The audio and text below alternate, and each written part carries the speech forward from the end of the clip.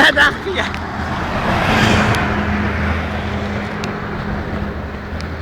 Yine bir eybət yolundayıq, pulumuz yoktu, peşkom gəlir. Ulan zarfa tamamı. Oran çək. Bak lan bura. Ne kadar mil qətələmiş vəhşilər. Kapat harda qaldı ha? Oy binə, oy ayrafon. Hardan gəlmiş ya abi? Neyse hele bir tane boynu büküşlər. Qaralmasın. Sən hələ elimlərə qədər yol getməli, yala. Aydınlar sen şey. Buradan bıraktan satırım.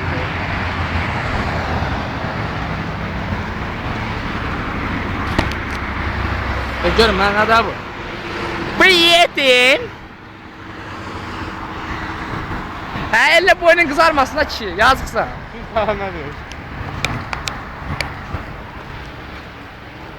Sən də yolçulara dönmüşük. Ola düşmüşdüm ha kişi çalıyor. Yerdən bir tane Red Bull götür. Çək-çəkədə gəmi sıçraydan ha. Qanatlandırar. Red Bull qanadlandırır.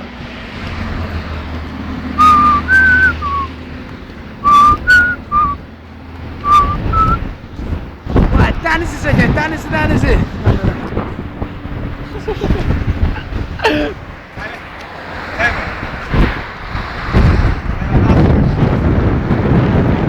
Azad al. Azad al. Ay səncə bu stolbanın uzunluğu nə qədər olar? Ha bu stolbanın uzunluğu sən nə qədərdir? Ya da külü çəkin. Doğru. Külü çəkin. Vay sirap. Əlini cibə qoy. Qoymuram. Əlini cibə qoy. Ay bir abırçılığa bak. 58.00 iPhone Ay çıxmışsa. 60 qəpik pul yoxdur ki. Götümüz satmır avtobusla gedir. Sən Allah girək burada çimək biraz. Yer rəhbər oyuna görmüsən it günündədir. Sən Allah girəsən. Ay böyle Kim malasını sikim yalan deyəm. Yetmə bacımı. Ay yetim. Ay sən öyle bıraxanda ne günah? İşte Çok yoruldum. olma adamı. Gör. Səsləmə. Mal adam ya. Haydi hələ favoriti dönməmiş ya. Ha maşın burada gel otur işlem var. 011. Kodda görək.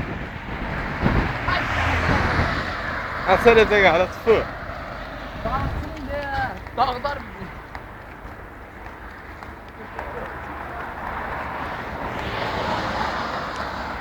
Ay kirli oldu. Sən kirli oldun. Ez zibilində. Ne getirdin ben akva?